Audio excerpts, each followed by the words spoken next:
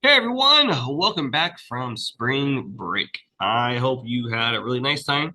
I hope that you were able to relax some. I hope maybe you went somewhere, you got caught up on stuff. Maybe you just had to do some makeup work and get your grades back on track. Whatever it is, I hope you did it. Okay. And now we're going to get straight on back into the normal routine. Now, I wasn't sure if I was going to have a lecture this week. I did put on the calendar that it was possible topics as needed.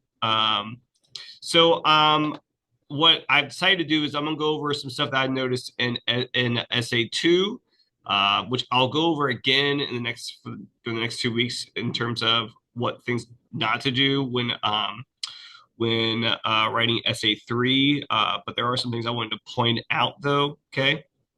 I'm going to reiterate your outline. I did a whole lesson on the outline. So I'm not going to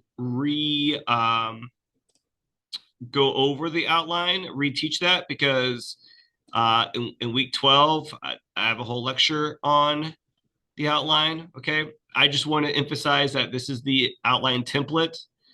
It looks like this. I don't have to pull it up. I'll just open it back up. It looks like this. So you should try to fill this out. Okay. Comparison and contrast. The things that you choose should be meaningful. They should be meaningful. Okay. The comparison is you kept that good because it means this. This contrast, you noticed it changes the meaning in blank. All right. Your comparison can be really focused on like what does that thing represent.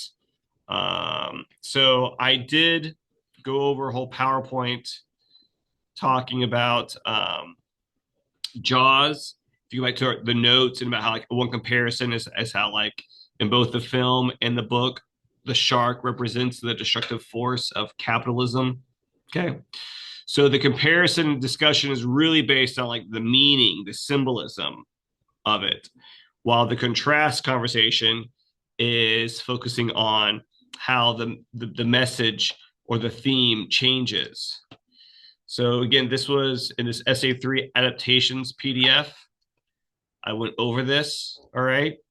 So like your comparison conversation needs to be on something meaningful. All right. Your contrast, whatever it is. So like this one is the example of comparison, both the book and the film, how they both have a anti-capitalistic theme to them and how the shark represents the destructive forces aspect of capitalism. And then I would use the difference in the character of Hooper for my contrast and how he's different in the book than he is with the book. I mean, in the film, and how that kind of changes sort of the theme. Okay, so make sure that you like use these. Uh, what I've noticed a lot for SA2 is that people are not really listening to what I'm talking about or applying the notes or taking seriously, I guess, the things that I'm instructing, and they're going off on their own whims or whatever, and producing bad work. So you need to make sure that as you work on your outline, you are using these examples. Okay, you are thinking about your film slash miniseries adaptation of your book in this kind of way, a comparison and a contrast. But the conversation is really though on maybe symbolism and theme. Okay, so make sure you follow the template. All right. In this also, there is a whole, you are finding what someone says about adaptations in general. In your opinion, what makes a good adaptation? In your opinion, is the film a good adaptation? Okay. Yes or no? I personally like it when things are changed slightly. Like, I really enjoyed the Walking Dead adaptation because if you read the comics, the Walking Dead comics have pretty much almost all the same characters as the TV show, but what they do is different. So it's kind of neat. It's like characters in the comics who have a certain relationship together. They don't have that same relationship. They have different relationships in the TV show. And then the TV show sometimes throws in a new character like Daryl, and that also keeps it fresh. I find adaptations that are too specific to the book are boring. They're boring, actually. Okay. I like some changes. And so I would talk about that in my adaptation conversation. You might feel differently. So then you would talk about what you think makes a good adaptation. Okay. Um, and then the conclusion is, did you prefer the book or the movie better and why? Okay. All right. So look, this brings us to essay two. Um, so for essay two, I provided a document. Let's see. In the, I provided this document in week, I guess I did it week 11 that said essay two, read before submitting. Okay. And then you also had an outline that I had you do for essay two. Okay. So in this outline, which a lot of people had to fill out, everyone had to fill out. Okay. I had a very specific plan for you to write about, specific things to discuss in each of your body paragraphs. Okay. And gave you how many paragraphs there should be. There should be 7 paragraphs. Okay. Reflection, reflection. Then, let's see.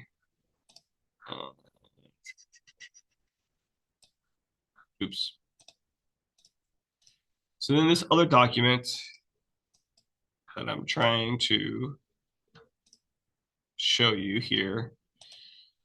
Okay, here you go. The read before submitting document. All right.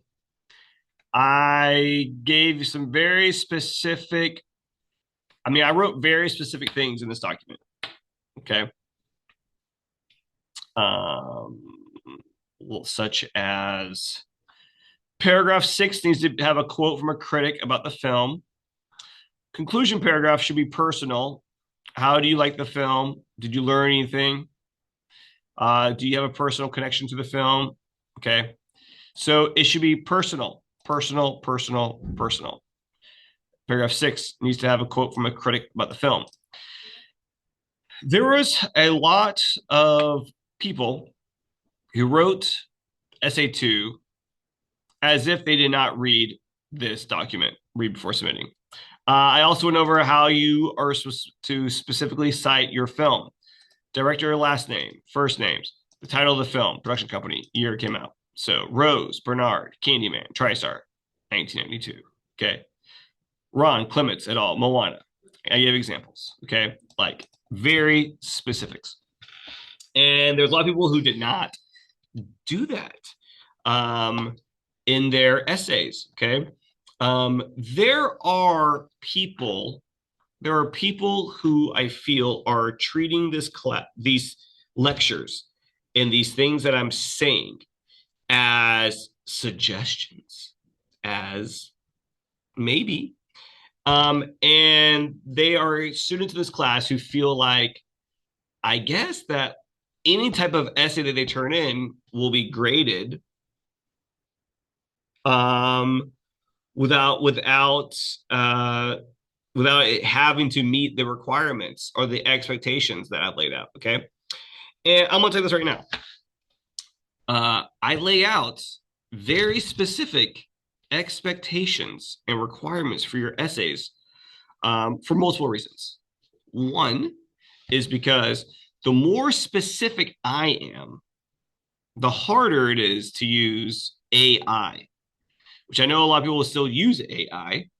And smart people use AI, and they still then are able to then also manipulate that AI to reflect the things I've asked them to do. And then there's a plenty of people who don't know how to use AI, and they are uploading these AI written essays, and they're not trying to add in any of the things I've discussed. Okay. Um, but also another reason why I give very specific directions is because this is job training for you. Okay. Most people, I feel like the majority of people who go to college are going to college for a career. There are those people who just love college like I did, uh, who really enjoyed the learning process like I did. Okay. Um, and that if I was independently wealthy, I would just go to college all the time and just major and get multiple majors because I really enjoy it. Okay. Cool. But most people in this world are not independently wealthy, and they have to make money and they have to have a job. Okay.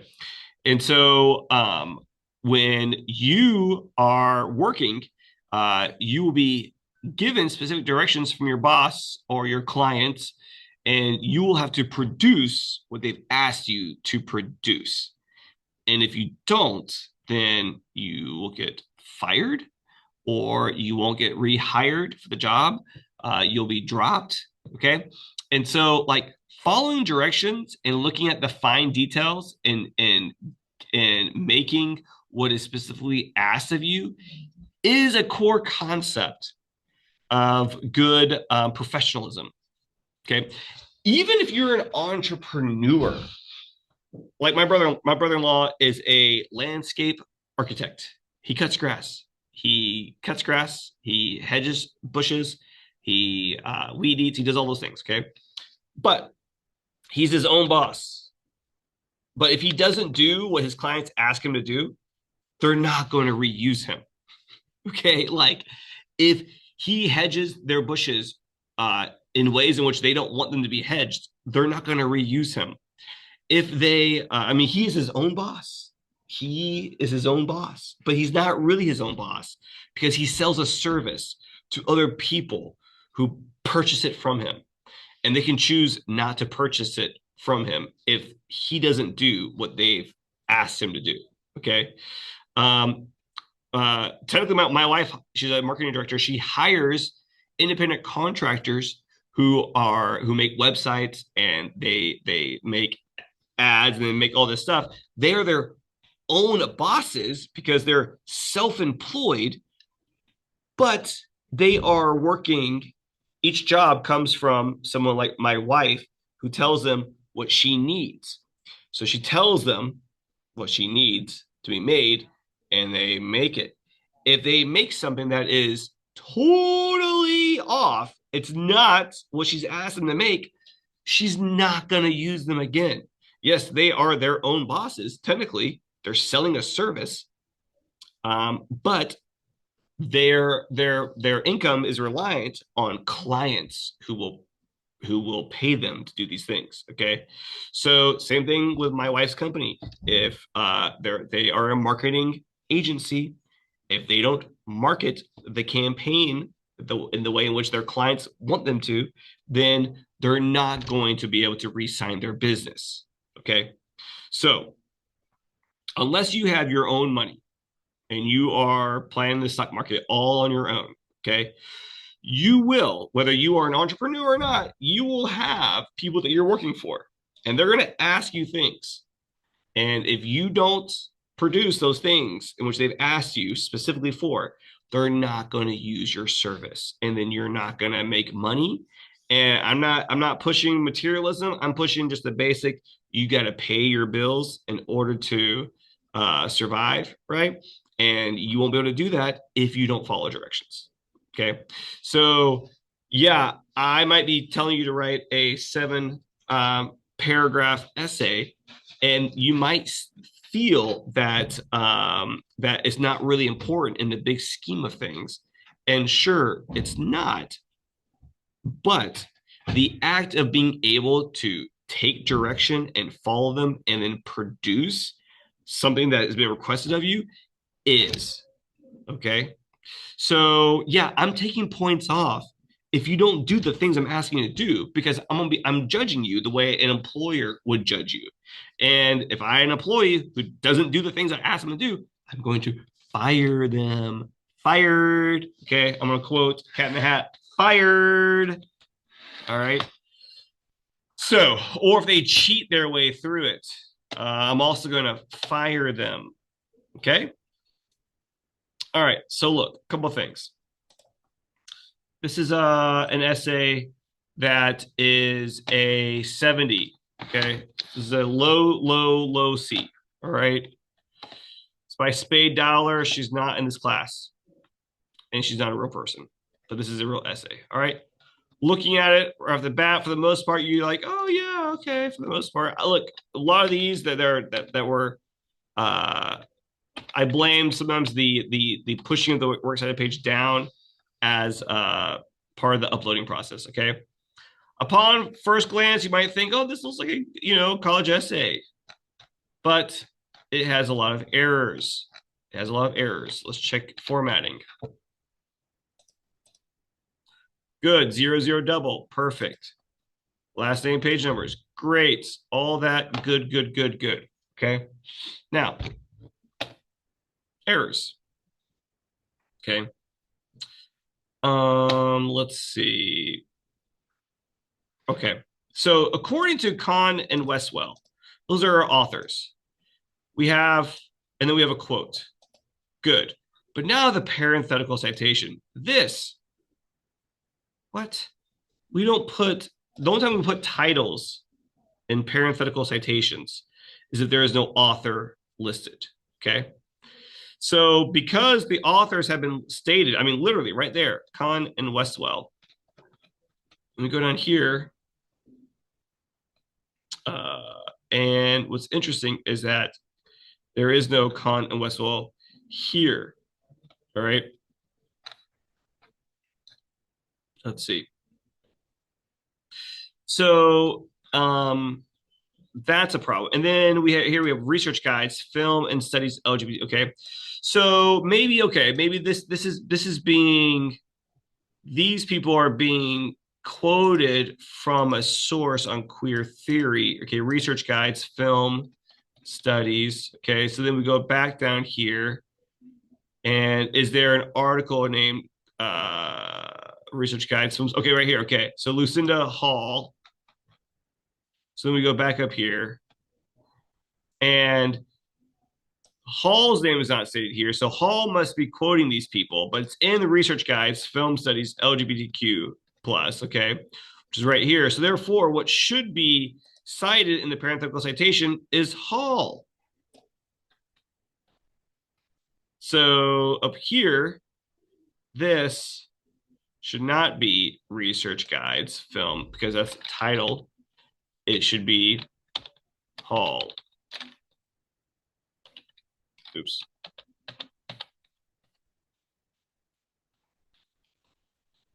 Okay. Yeah, there we go. Hall. Last name, because whatever is in this parenthetical citation is what should be stated down here. Hall. Okay.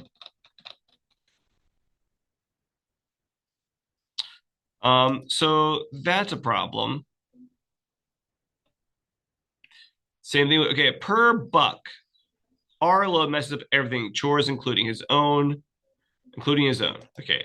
Disney Plus, good dinosaur.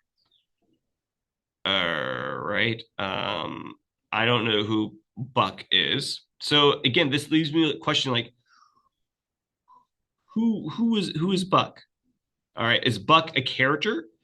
This right here, this phrase, per buck. We need some context. Context. Is this a character? Is this a critic?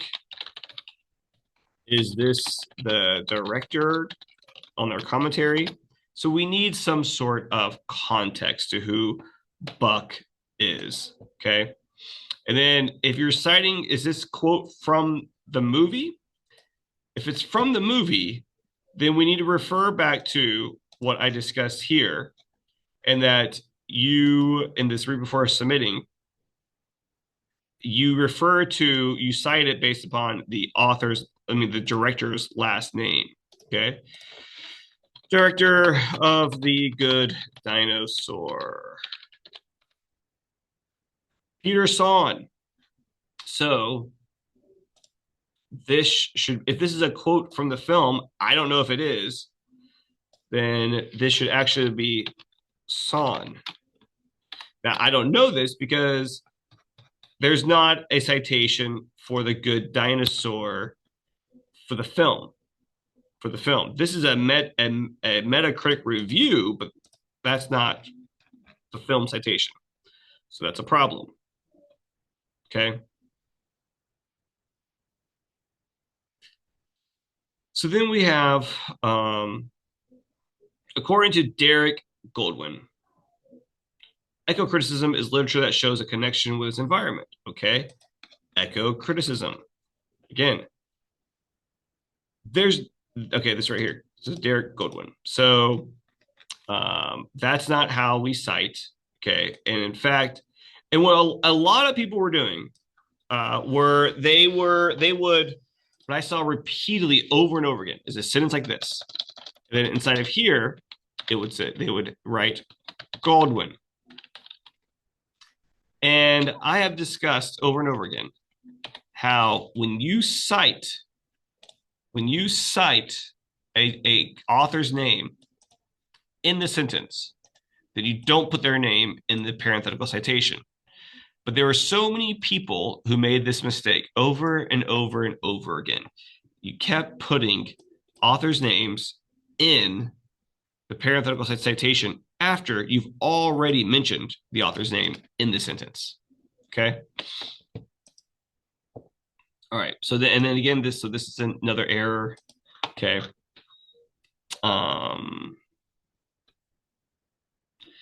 A lot of people committing errors that I have gone over several times on how to fix. Okay. This right here. There are many mixed reviews about this film, but there is one in particular that stood out the most to me, period. And then we have most of The Good Dinosaur's punches land soft, made worse by the disconnect between the overly cartoonish style of characters. This is a drop quote. This quote is not integrated. It's not integrated into a sentence. It begins with a quotation mark and it ends with a quotation mark and parenthetical citation. And so it's not integrated. You have to be integrating your quotes within a sentence that you are writing. Okay. So these two sentences somehow should be combined in a way in which this quote would not be on its own. Okay. All right. And then the problem with the works cited page. We have The Good Dinosaur, team editorial, which you never put team editorial. That's not a real author. If it's not a specific author's name, you begin then with the title of the article. These are all out of order. Q, this, let's see, this should be here. Hall, let's see, Hall should be above M. G should be above Hall. The T is after Q. These are completely all out of order. We gotta alphabetize our sources on our works cited page based upon last name. So on the surface, you might look at this paper, it might look like, oh, it's a good paper, but it's still filled with many errors. Okay. Also, on the read before posting, let's see, where's my read before posting?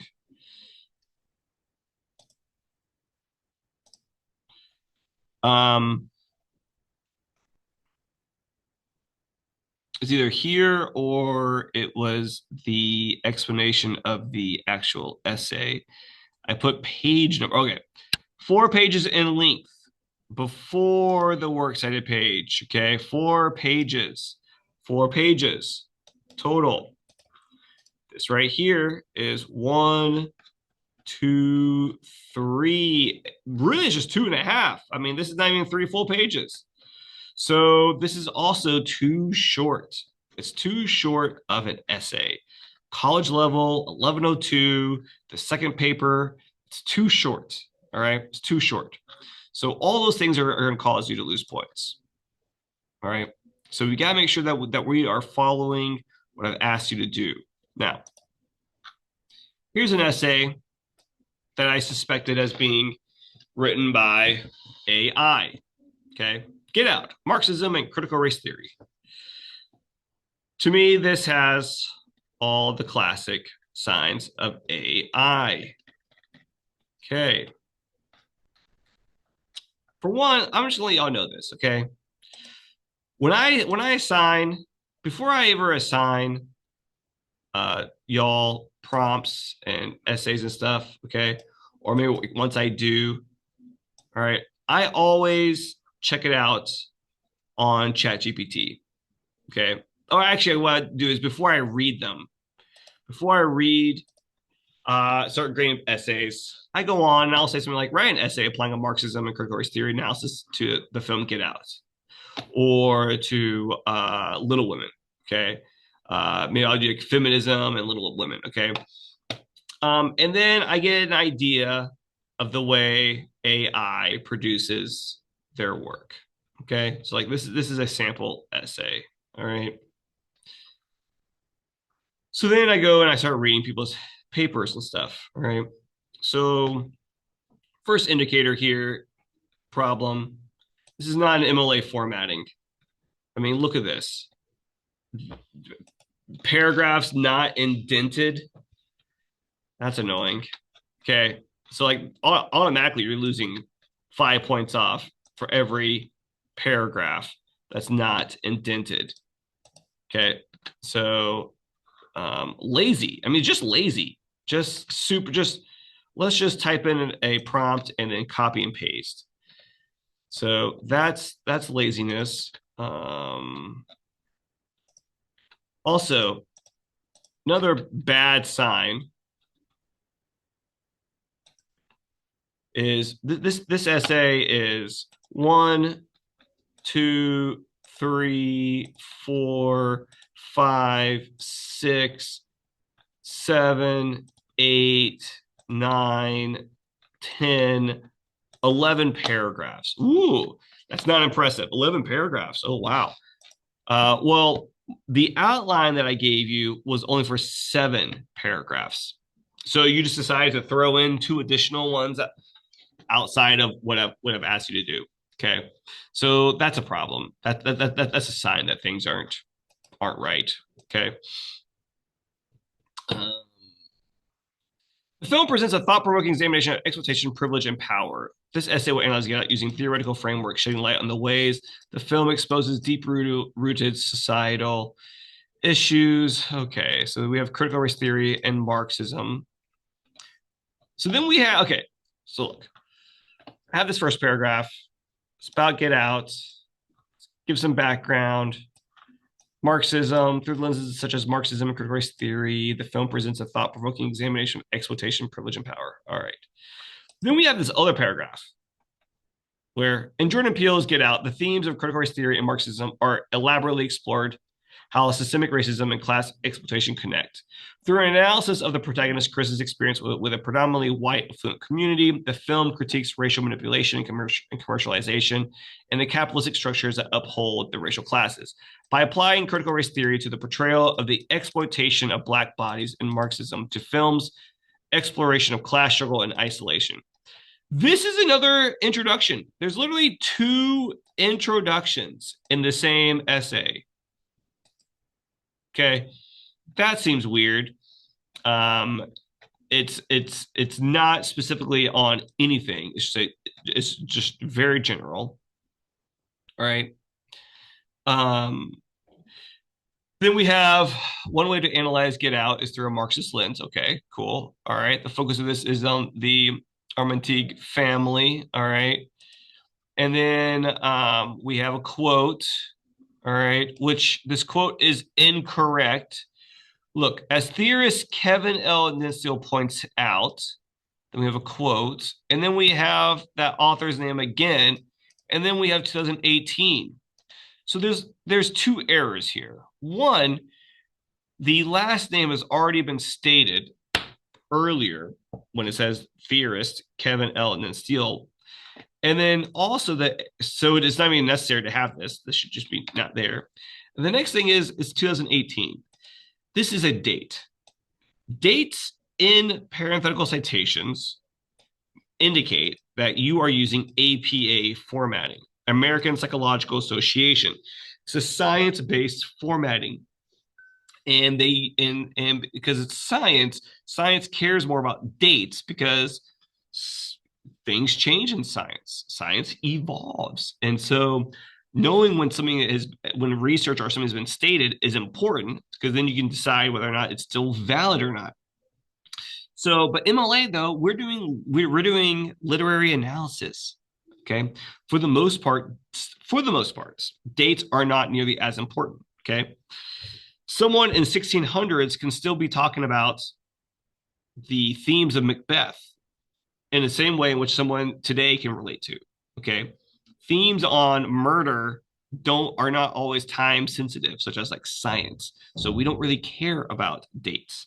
So when I see a date like 2018, that immediately tells me this is not even MLA formatting, which is what the only thing I've been teaching, which then tells me the person who's writing this is not paying attention. They're not paying attention. Either they're not paying attention to what I'm talking about, or maybe they did, but then they're not paying attention to when they're writing their essay. And that's a problem. Okay. The one thing we got to do with professionalism is pay attention. So that's a problem. Here's an error. Commas go inside of the quotation marks. Okay.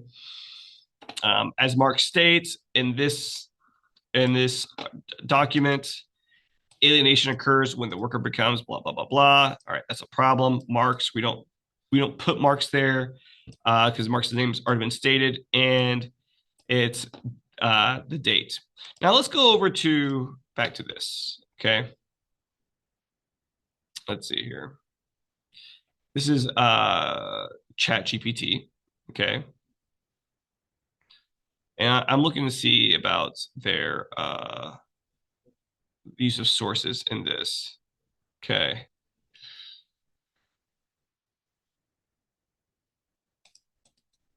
Okay. So, as scholar Roderick Ferguson argues, the modern state manages racial differences through a combination of inclusion and subjugation. Source and then year. See this? That's APA. ChatGPT uses APA, and that's a problem. Okay. Would you like this format in MLA or APA style? Look at that person. I guess if you want to try to get them to change it, you could ask them format this essay in MLA. And then it kind of goes back through it and stuff. Okay. Now, like, I do not want you to use ChatGPT because what happens is people use ChatGPT and they don't actually learn how to be able to write and they don't learn anything. It's a crutch. Okay. It's a crutch. I've had students use ChatGPT and it's annoying. This one person wrote an essay. I was suspicious that it was ChatGPT, and I wrote to them. I said, your essay reads like you used AI to write it, and then you try to augment it with quotes and little things I told you to do. The main reason I feel this way is because of the following. One, you have more paragraphs than I stated you should have based upon the outline, and they are short. I often will put in my essay prompts this to see what kind of essays it pops out, and routinely it is quantity over quality. Short paragraphs. A series of short paragraphs is a major indicator. And if we look at this essay, okay, there's some longer ones, and then there's a bunch of shorter ones. Okay, that's a problem. Your conclusion does not follow what I stated to do and how it should be all first person. Instead, it reads like you wrote a first person sentence and then stuck it at the beginning of an AI generated conclusion. That's also true for this person's essay. Their conclusion. Let's see. Oh, wait, no, this one is the 70. That's not the one I was just talking about. In conclusion, Get Out is a masterfully crafted film that transcends the traditional horror genre to provide a compelling critique of contemporary society. Through its exploration of capitalism, systemic racism, and the commodification of Black bodies, the film reveals the insidious ways race and class intersect in America. Jordan Peele, blah, blah, blah, blah, blah. This does not follow the conclusion in which I explained or described in the read before posting documents. So again, it tells me this person is not paying attention. They're not paying attention. Okay. And that's a problem. Let's see. So this is a message I wrote to someone else. Okay. And this is what I write to a lot of people. Ultimately, your grade on this essay is not affected by my suspicion because I have no proof. All right. Your grade is based on the errors that are evident objectively in your essay. I only write you my suspicions to make the point that I hope you are not or will at least not use AI in the future. I want you to develop your own skills and abilities in writing your essays. If you don't learn now, it will only get harder. Okay. So, using AI at this stage, 1102, okay, it is robbing you of your ability to learn how to do these things on your own. When you get to a place in your career, there's a lot of professionals who use AI because they have more work than they can accomplish. They already know how to do that work, but then they use AI to get more things done. Okay. Companies are deciding to hire fewer people and put more load on other people. So those other people are using AI to get more work done because they're doing the work of 2 to 3 other people. Okay. AI, though, is a tool to be used by those who already know how to do the hard stuff. All right. And so students using AI in 1102 or 1101, you are literally causing yourselves to not be able to mature or to progress in your skills. You are remaining in a state of ignorance and incapability rather than learning how to do it on your own. All right. And so, and it becomes pretty obvious for the most part. Now, there are those of you, again, who know how to write a paper and you know how to use MLA formatting. And so you'll use AI and you will fix all the errors and you would know that that if an author's name is mentioned in the sentence, that you shouldn't have their name in a parenthetical citation and that you shouldn't have a date. So you'll delete that. All right. There's plenty of you who are going to still use AI for the wording. And then you're going to fix all of the other errors, or you're going to look at this paragraph and you're going to add to it. And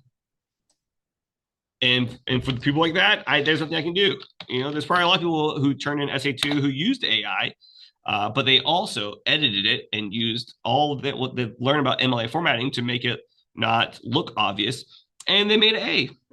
Okay, but I guess at least they're demonstrating that they understand MLA formatting, they understand how to integrate quotes correctly, and they understand how to edit that paper so it looks like they wrote it. Okay. But and like this works out. This is completely wrong. Clearly, this person who turned this paper in did not pay any attention to anything I taught about MLA formatting and did not try to apply it. You do not have you gotta have hanging indents. You don't have bullet points. All right. So we need to do better. All right.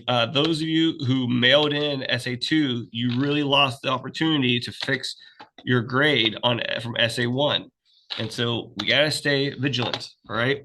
If you scored low on SA2, you can score, you can get a grade replacement when you do SA3. If SA3 is higher, but I highly recommend that you do it all yourself. Don't use AI. Pay attention to the notes, read and listen to everything that I discuss, and maybe work with the learning center to get help from them.